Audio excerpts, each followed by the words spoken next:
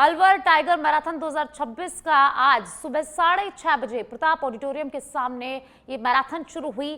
पहले राउंड में एलीट वर्ग की महिला और पुरुषों की दौड़ शुरू हुई जो करीब 7 बजे खत्म हुई। इसके बाद बीएसएफ, एसएसबी और आर्मी के जवान भी इस दौड़ में शामिल हुए। इसके बाद 10 किलोमीटर की दौड़ शुरू हुई। कुछ देर बाद 5 किलोमीटर की दौड़ भी यहां पर शुरू कर दी गई। मैराथन को सीएम भजनलाल शर्मा, उप मुख्यमंत्री दिया कुमारी, केंद्रीय मंत्री भूपेंद्र यादव और रणदीप हुड्डा ने हरी झंडी दिखाकर रवाना किया। इस दौरान हेलीकॉप्टर से फूल भी बरसाए गए और इस मैराथन में सबसे रोमांचक नजारा 2 किलोमीटर दौड़ में शामिल पैरा एथलीट्स का देखने को मिला, जिसमें जबरदस्त उत्साह था और उन्होंने जोश के साथ 2 किलोमीटर की दौड़ यहां पर पूरी की। तो अलवर से खबर है, जहां टाइगर इंटरनेशनल मैराथन आज शुरू हुआ तो मुख्यमंत्री भजनलाल शर्मा, उप मुख्यमंत्री दिया कुमारी और रणदीप हुड्डा ने हरी झंडी दिखाकर इस मैराथन की शुरुआत की और पहले राउंड में एलीट महिला और पुरुषों ने इस दौड़ में भाग लिया। उसके बाद बीएसएफ, एसएसबी के जवानों ने भी इस दौड़ में भाग लिया। प्रधानमंत्री नरेंद्र मोदी के मलेशिया दौरे का आज दूसरा दिन रहा। उन्हें आज पैरदाना पुत्रा भवन में औपचारिक स्वागत और गार्ड ऑफ ऑनर दिया गया। स्वागत के बाद पीएम मोदी और मलेशिया के प्रधानमंत्री अनवर इब्राहिम के बीच द्विपक्षीय बातचीत यहां पर हुई। मोदी और मलेशियाई प्रधानमंत्री अनवर इब्राहिम की मौजूदगी में भारत और मलेशिया के बीच एमओयू का आदान प्रदान यहां पर हुआ। मलेशियाई पीएम ने कहा कि समझौता ज्ञापनों सहित 11 दस्तावेजों का आदान प्रदान किया गया है। उन्होंने बताया कि दोनों देशों के बीच 2025 में द्विपक्षीय व्यापार 18.59 अरब डॉलर तक पहुंच गया है। पीएम मोदी ने बातचीत के दौरान कहा कि भारत और मलेशिया कृषि, मैन्युफैक्चरिंग से लेकर स्वच्छ ऊर्जा और सेमीकंडक्टर तक हर क्षेत्र में सहयोग बढ़ा रहे हैं। करीबी मित्र प्राइम मिनिस्टर अनवर इब्राहिम का गर्मजोशी भरे स्वागत के लिए हृदय से आभार व्यक्त करता हूं। पिछले वर्ष मैं आसियान समिट के लिए मलेशिया की यात्रा नहीं कर पाया, लेकिन मैंने मेरे प्रिय मित्र को वादा किया था कि मैं जल्द से जल्द मलेशिया आऊंगा और आज वर्ष 2026 की पहली विदेश यात्रा में मैं मलेशिया आया हूं।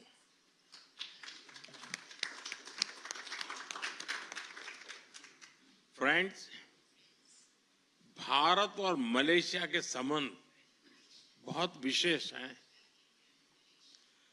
हम मैरीटाइम नेबर्स हैं। सदियों से हमारे लोगों के बीच गहरे और आत्मीय रिश्ते रहे हैं। आज मलेशिया भारतीय मूल की आबादी वाला दुनिया का दूसरा सबसे बड़ा देश है। हमारी सभ्यताएं, साझा सांस्कृतिक विरासत और लोकतांत्रिक मूल्यों से जुड़ी हुई है। फ्रेंड्स, पिछले कुछ वर्षों में हमारे संबंधों ने एक नई रफ्तार पकड़ी है और इसमें मेरे मित्र प्रधानमंत्री अनवर इब्राहिम का विशेष योगदान है। हमारे बीच एनर्जी, इंफ्रास्ट्रक्चर और मैन्युफैक्चरिंग में सहयोग बहुत मजबूत हुआ है। डिजिटल इकोनॉमी, बायोटेक और आईटी में आपसी इन्वेस्टमेंट बढ़ा है। टूरिज्म और people to people ties. Khairthal Tijara में रविवार को मुख्यमंत्री भजनलाल शर्मा ने गांव बघेरी कला पहुंचकर पूर्व मंत्री स्वर्गीय हेम सिंह भड़ाना के निधन पर गहरा शोक व्यक्त किया। मुख्यमंत्री भजनलाल शर्मा ने स्वर्गीय भड़ाना के चित्र पर पुष्प अर्पित कर उन्हें श्रद्धांजलि दी और कहा कि उनका सार्वजनिक जीवन, जनसेवा के प्रति समर्पण और समाज के लिए योगदान सदैव स्मरणीय रहेगा। उन्होंने दिवंगत आत्मा की शांति और शोकाकुल परिवार को यह दुख सहन करने की शक्ति प्रदान करने की प्रार्थना भी यहां पर की। और इस अवसर पर केंद्रीय पर्यावरण वन मंत्री और जलवायु परिवर्तन मंत्री भूपेंद्र यादव, राजस्थान राज्य मंत्री संजय शर्मा, विधायक मानसूर देवी सिंह शेखावत, जिला प्रमुख बलबीर छिल्लर सहित अनेक जनप्रतिनिधि और गणमान्य नागरिक उपस्थित रहे। सभी ने स्वर्गीय बडाना के चित्र पर पुष्प अर्पित कर उन्हें श्रद्धांजलि दी और उनके जनसेवा कार्यों को यहां पर याद किया। और अब खबर अलवर से है, जहां मुख्यमंत्री भुजनलाल शर्मा आज अलवर दौरे पर हैं। इस दौरान मुख्यमंत्री ग्राम बहला में आयोजित ग्रामोत्थान शिविर का अवलोकन कर 12 विभागों की प्रदर्शनी देखी। शिविर में ग्रामीणों को मिल रही सरकारी योजनाओं की जानकारी और सुविधाओं की समीक्षा उन्होंने यहां पर की। कार्यक्रम में मुख्यमंत्री भुजनलाल शर्मा ने 152 करोड़ रुपए के विकास कार्यों का लोकार्पण किया और रामगढ़ में सचिवालय बनाने की घोषणा भी की। दौरे में सीएम के साथ केंद्रीय मंत्री भूपेंद्र यादव और कैबिनेट मंत्री संजय शर्मा भी मौजूद रहे। ग्रामोत्थान शिविर के माध्यम से ग्रामीणों को सरकारी योजनाओं का लाभ एक ही स्थान पर उपलब्ध कराने का प्रयास किया जा रहा है। मैं आपसे यही कहना चाहता हूं कि हमारे देश के यशस्वी प्रधानमंत्री नरेंद्र मोदी जी किसान और मजदूर उनकी तकलीफ वो जानते हैं, क्योंकि वो वहां से निकले हैं। हमें किसान को देखा है, गांव में पैदा हुए हैं, गांव में हमने देखा है किसान कैसे चलता है, पशुपालन कैसे होता है, गांव में खेती कैसे होती है। इसलिए हम कहना चाहते हैं मेरे भाइयों, हमारे प्रधानमंत्री जी कहते हैं कि हमारा किसान, मजदूर, हमारा युवा, हमारी बहनें, ये जब तक मजबूत नहीं होगा, जब तक देश और प्रदेश मजबूत नहीं होगा। इसलिए ग्राम उत्थान शिविरों का हम आयोजन कर रहे हैं। और हम आपसे कहना चाहते हैं, हमने एक एक छोटी छोटी बात का ध्यान रखा है। मेरी माता बहनें यहां बैठी है। हमारी माता बहनें सुबह 4 बजे जगती हैं और सबसे लेट 10-11 बजे तक सोती है, लेकिन उनके दर्द को कोई नहीं जानता, लेकिन प्रधानमंत्री जी जानते हैं। क्योंकि बारिश के समय में जब ये खाना बनाती थी तो किस तरह की स्थिति होती थी। अरे इनकी आंखों में आंसू आ जाते थे। तो गैस की टंकी किसने दी? सिलेंडर मोदी जी ने दिया ना। मैं माता बहनों से पूछ रहा हूं, मोदी जी ने दिया ना? ये भी काम मोदी जी ने किया। दूसरा और मैं बताना चाहता हूं आपको, माता बहनों के लिए दूसरा काम बताना चाहता हूं आपको। हम गांव में काम करते हैं, गांव में रहते, हमने देखा है जब हमारी माता बहनें शौच के लिए जाती थी, निवृत्त होने के लिए, तो अंधेरे में जाती थी, शाम को अंधेरे का इंतजार करती थी, कितनी बड़ी परेशानी होती थी। तो शौचालय बना करके उनको सम्मान देने का काम किया, तो देश के यशस्वी प्रधानमंत्री नरेंद्र मोदी जी ने दिया। और ये हमारे में है, इसलिए उन्होंने दिया। अभी आप देख रहे, बैंक में खाता खुलवाने का काम किसका दिया? बहनों के नाम से खाता खुलेगा। अब प्रधानमंत्री आवास की चाबी किसको मिली है? अभी मैं छोटी भाई को दे के आया हूं, हमारी बहनों को मिली है। क्योंकि हमारी संस्कृति में है, और हमारी संस्कृति में यह है, अगर जब हम जाते हैं और हमें आवश्यकता होती है, पैसे की जरूरत होती है ना, पैसे की जरूरत होती है, तो हम लक्ष्मी माता से मांग करते कि नहीं करते हैं? पूजना हमारा वो ही पूर्ति करती है ना। तो वो तो हमारी संस्कृति में है। अगर धन के लिए जाओगे तो लक्ष्मी माता के लिए जाओगे, विद्या और विवेक के लिए जाओगे तो सरस्वती माता के लिए जाओगे, और जब अगर शक्ति की जरूरत पड़ेगी तो दुर्गा माता के पास जाओगे। अरे माता बहनों का ही तो है जो कुछ है। अब उन माता बहनों के लिए देश के यशस्वी प्रधानमंत्री नरेंद्र मोदी जी लगातार काम कर रहे हैं। गहलोत साहब की सरकार होती थी तो नौजवान ये चिंता किया करते थे कि परीक्षा तो दे दी है, या तो परीक्षा के पहले नकल का घोटाला हो जाता था, या परीक्षा के बाद में भाई भतीजावाद का घोटाला हो जाता था। भजनलाल जी की सरकार है, 2 साल हुए हैं, 1 लाख से ज्यादा सरकारी नियुक्तियां मिली हैं, एक भी घोटाला नहीं हुआ है। और इतना ही नहीं, 1 लाख नियुक्तियां नहीं हुई है, अभी भी मुख्यमंत्री जी बता रहे हैं और यहां पर लिखा भी हुआ है, 1-1.5 लाख नई घोषणाएं भर्ती की हो गई हैं। 2 साल के अंदर 2.5 लाख सरकारी नौकरी को बढ़ाने का काम राजस्थान के मुख्यमंत्री भजनलाल जी ने किया है। मेरा ये मानना है कि एनसीआर का सबसे बड़ा बायोलॉजिकल पार्क आपके आशीर्वाद से अलवर शहर के अंदर बनेगा। हमारी बहुत पुरानी मांग थी कि पॉलिटेक्निक कॉलेज तो हमारे अलवर शहर में है, लेकिन हमारी बहनों के लिए महिला पॉलिटेक्निक कॉलेज की आवश्यकता को देखते हुए आपने हमको महिला पॉलिटेक्निक कॉलेज दिया। ईआरसीपी जो राम सेतु जल परियोजना के नाम से जानी जाती है, जयसमंद बांध को उसको भरने के लिए आपने बजट का आवंटन किया। और सबसे ज्यादा खुशी की बात यह है कि चंबल अलवर धौलपुर परियोजना, जिसमें गत सरकार ने अलवर शहर को जोड़ा नहीं था, और माननीय सांसद महोदय ने और मैंने जब आपसे आग्रह किया तो आपने आगे बढ़कर के सहृदयता दिखाते हुए अलवर शहर को भी उस योजना से जोड़ने का काम किया। इसलिए मैं चाहूंगा कि जोरदार तालियों से माननीय मुख्यमंत्री जी का आप धन्यवाद ज्ञापित करें। चाहे वो सिलीसेट की परियोजना हो, जिसके लिए आपने 23 करोड़ का बजट आवंटन किया, आपने भाखेड़ा के लिए हमको पैसे दिए, नटनी के 12 से जयसमंद बांध किस प्रकार से भरे उसकी चिंता आपने करते हुए 40 करोड़ का बजट हमको आवंटन किया। और आप जयपुर से खबर है, जहां जयपुर के सीतापुरा स्थित जेईसीसी में पत्थरों की दुनिया के सबसे बड़े समागम इंडिया स्टोन मार्ट 2026 का समापन हो गया है। इस अवसर पर राजस्थान के राज्यपाल हरिभाऊ बागड़े ने कार्यक्रम में शिरकत की। जयपुर आर्किटेक्चर फेस्टिवल 2026 के दौरान देश विदेश से आए आर्किटेक्ट्स, डिजाइनर्स और स्टोन इंडस्ट्री से जुड़े विशेषज्ञों ने वास्तुकला, नवाचार और प्राकृतिक पत्थरों के उपयोग पर विचार साझा किए। कार्यक्रम में आधुनिक तकनीक के साथ पारंपरिक भारतीय वास्तुकला पर भी विशेष चर्चा की गई। राज्यपाल हरिभाऊ बागड़े ने अपने संबोधन में कहा कि ऐसे आयोजन न केवल स्टोन इंडस्ट्री को बढ़ावा देते हैं, बल्कि राजस्थान की सांस्कृतिक और वास्तुकला विरासत को वैश्विक मंच पर पहचान दिलाने में अहम भूमिका भी निभाते हैं।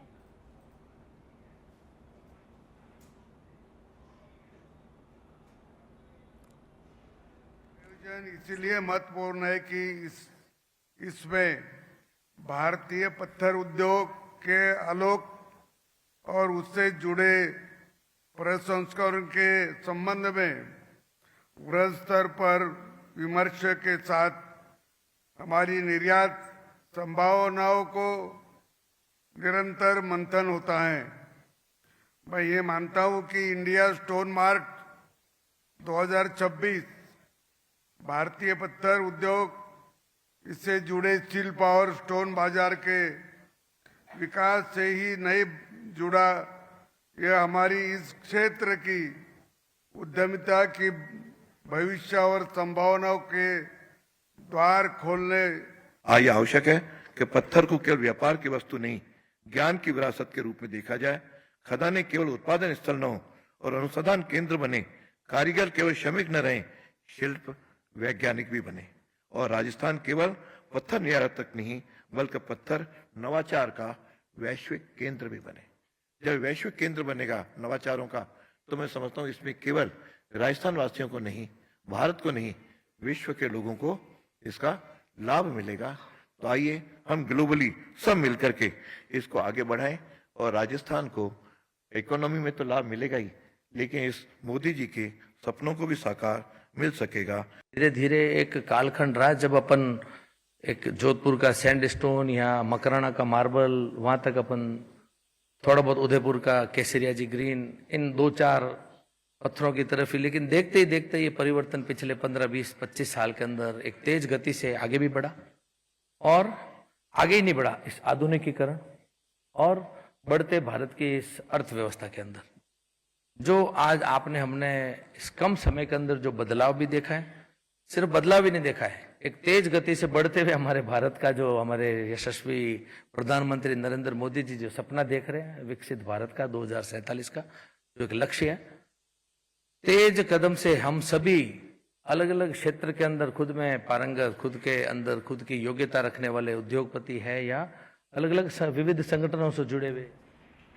और आप जोधपुर से खबर है, जहां थाईलैंड की राजकुमारी प्रिंसेस श्री वन्नावरी का जोधपुर दौरा, विशेष विमान से वायुसेना स्टेशन जोधपुर पहुंची है प्रिंसेस। वायुसेना स्टेशन पर प्रिंसेस का स्वागत किया गया है। वायुसेना स्टेशन से उम्मीद भवन पैलेस की ओर रवाना हुई प्रिंसेस, और उम्मीद भवन पैलेस में राजस्थानी परंपरा अनुसार उनका भव्य स्वागत किया गया।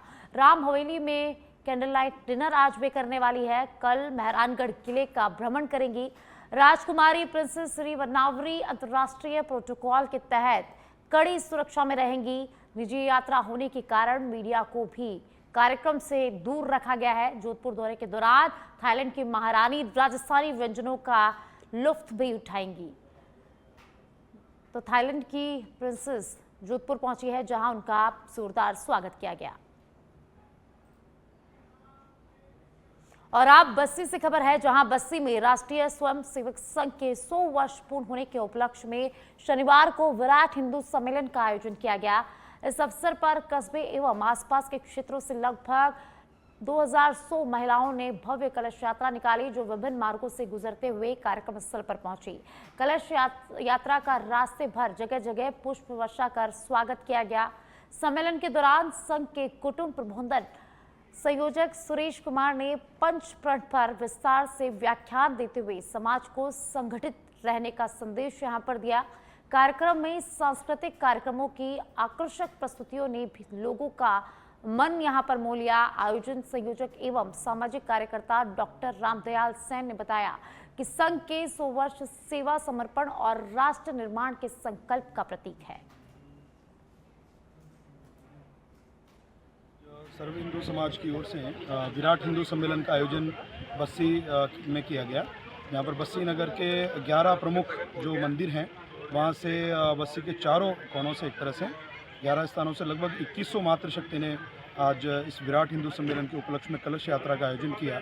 और यहाँ पर एक समागम कार्यक्रम भी किया गया, जहाँ पर हिंदू सनातन संस्कृति धर्म के अनुसार कई सांस्कृतिक कार्यक्रम, स्थानीय लोक कार्यक्रम, खासकर जिसमें कच्ची घोड़ी और राष्ट्रभक्ति से ओतप्रोत कार्यक्रम यहाँ पर किया गया। और यहाँ पर जो संघ के शताब्दी वर्ष के उपलक्ष्य में पंच परिवर्तन के ऊपर भी मुख्य वक्ता।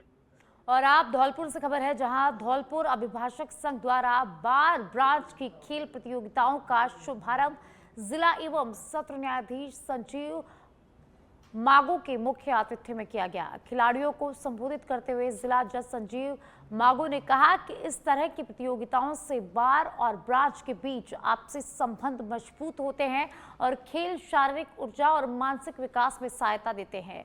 उद्घाटन समारोह में अपर जिला एवं सत्र न्यायाधीश राकेश गोयल ने इसे अभिभाषक संघ की सराहनीय पहल बताते हुए कहा कि इससे अधिवक्ताओं, न्यायिक अधिकारियों और कर्मचारियों को अपनी खेल प्रतिभा दिखाने का अवसर मिलेगा। एमएससीटी न्यायाधीश सुश्री प्रीति नायक ने कहा कि ऐसे आयोजन प्रतिवर्ष होने चाहिए, क्योंकि इससे मानसिक तनाव कम होता है और शारीरिक क्षमता बढ़ती है। बांसवाड़ा जिले के डूंगरा छोटा क्षेत्र में प्रभारी मंत्री बाबूलाल खराड़ी ने पीएम श्री राजकीय उच्च माध्यमिक विद्यालय जालिमपुरा में कक्षाओं और 4 दीवारी निर्माण का भूमि पूजन यहां पर किया। इस अवसर पर आयोजित कार्यक्रम में मंत्री खराड़ी ने कहा कि शिक्षा के बुनियादी ढांचे को मजबूत करना सरकार की प्राथमिकता है और इससे क्षेत्र के विद्यार्थियों को बेहतर सुविधाएं मिलेगी। उन्होंने दौरे के दौरान क्षेत्रीय विकास को गति देने के लिए विभिन्न योजनाओं और कार्यों की घोषणाएं भी यहां पर की। कार्यक्रम में पूर्व सांसद कनकमल कटारा सहित कई जनप्रतिनिधि और कार्यकर्ता उपस्थित रहे।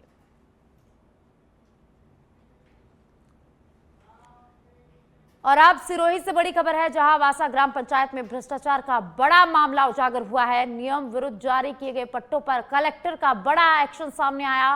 पिंडवाड़ा बीडीओ द्वारा प्रस्तुत निगरानी के आधार पर 59 अवैध पट्टे निरस्त किए गए हैं। नियमों को खूंटी पर टांगकर तत्कालीन सरपंच ने पट्टे बांटे थे। पंचायती राज नियमों की अवहेलना यहां पर उजागर हुई है। बिना लेआउट और आपत्ति के बांटे गए थे उक्त 74 पट्टे। अपात्रों को ये पट्टे दिए गए। मोटी रकम में आगे बेचने का खेल अब उजागर हो गया है। शिकायतकर्ता रौनक दवे का कहना है कि यह सत्य की जीत है और लड़ाई अभी बाकी है। भ्रष्टाचार उजागर होने के बावजूद दोषी वीडियो पर कोई कार्रवाई नहीं हुई है। प्रशासनिक मेहरबानी को लेकर भी कई सवाल अब खड़े हो गए हैं। तो सिरोही से खबर है, जहां नियमों की अनदेखी कर अपात्रों को पट्टे बांटे गए हैं और वीडियो पर अभी तक कोई कार्रवाई नहीं हुई, जिसके कारण कई सवाल यहां पर खड़े हो गए हैं। वासा ग्राम पंचायत में भ्रष्टाचार का बड़ा खुलासा हुआ है। कलेक्टर के आदेश से 59 अवैध पट्टे निरस्त किए गए। बूंदी विधायक हरिमोहन शर्मा ने आज आराध्य देवी मां चामुंडा माता मंदिर में विधायक कोष से स्वीकृत 10 लाख रुपए की राशि से नलकूप स्थापना और डोगरा महादेव के लिए 2.35 लाख रुपए की लागत से निर्मित सोलर प्लेट और लाइट सिस्टम का लोकार्पण किया। समारोह में बूंदी राज दरबार और वर्षवर्धन सिंह, पीसीसी सदस्य सतीश शर्मा सहित कई प्रमुख जनप्रतिनिधि और सामाजिक कार्यकर्ता उपस्थित रहे। इस अवसर पर विधायक ने मां चामुंडा माता की पूजा अर्चना कर क्षेत्र की खुशहाली की कामना की। मंदिर परिवार ने मुख्य अतिथि और सभी पधारे अतिथियों का सत्कार और स्वागत किया। वहीं लोकार्पण समारोह में शहर अध्यक्ष शैलेश सोनी सहित बड़ी संख्या में मंदिर परिवार और श्रद्धालु मौजूद रहे। पेयजल व्यवस्था के लिए 10 लाख रुपए की राशि, मानदाता बालाजी के लिए भी 10 लाख रुपए की राशि और 2,35,000 रुपए सोलर लाइट के डोगरा महादेव के लिए स्वीकृत किए थे। ये जन भावना ही नहीं, अत्यधिक लोगों का इन धार्मिक स्थलों से जुड़ाव है, आने जाने का है और रामगढ़ अभ्यारण्य होने के फलस्वरूप पशु पक्षियों के लिए भी पेयजल की अत्यधिक आवश्यकता थी। ऐसा मुझे जिला वन अधिकारी ने भी अनुरोध किया था। तो उसी का परिणाम है कि इन समस्याओं के समाधान करने के लिए विधायक कोष से धनराशि, और मैं दोनों ही स्थान। और आप जोधपुर से बड़ी खबर है, जहां फांसी के फंदे पर झूलकर छात्रा ने आत्महत्या कर ली है। बलदेव नगर इलाके में किराए के कमरे में ये मृतका रहती थी। सूचना मिलने पर पुलिस मौके पर पहुंची। मूल रूप से जैसलमेर निवासी है मृतका। देवनगर थाना पुलिस पूरे मामले की जांच में जुट गई है। तो इस वक्त की जोधपुर से बड़ी खबर, बालिका ने फांसी का फंदा लगाकर आत्महत्या की है। देवनगर थाना पुलिस मौके पर पहुंची और पुलिस पूरे मामले की जांच में जुट गई है।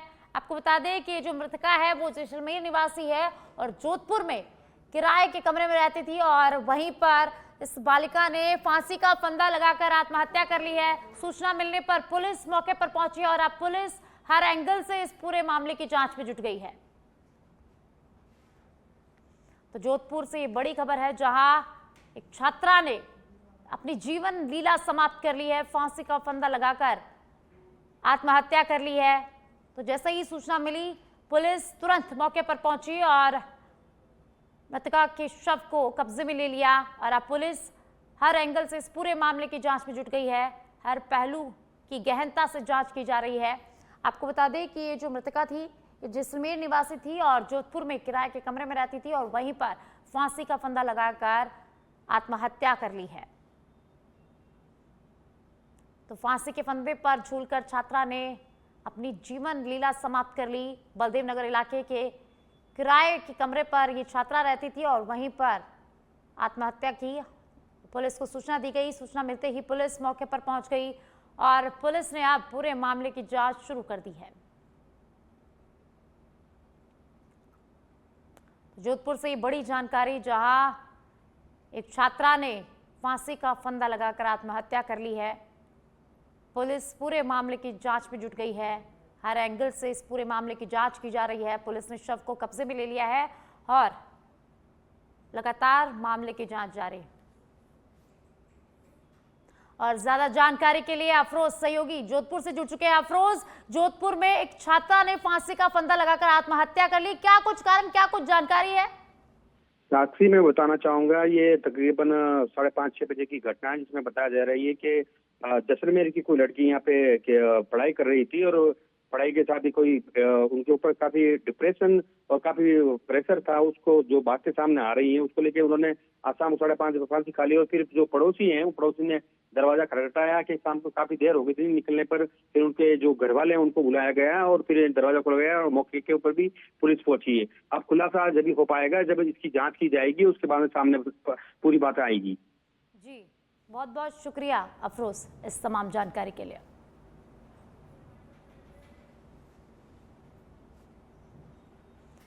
तो जोधपुर में बड़ी घटना हुई, छात्रा ने फांसी का फंदा लगाकर आत्महत्या कर ली है।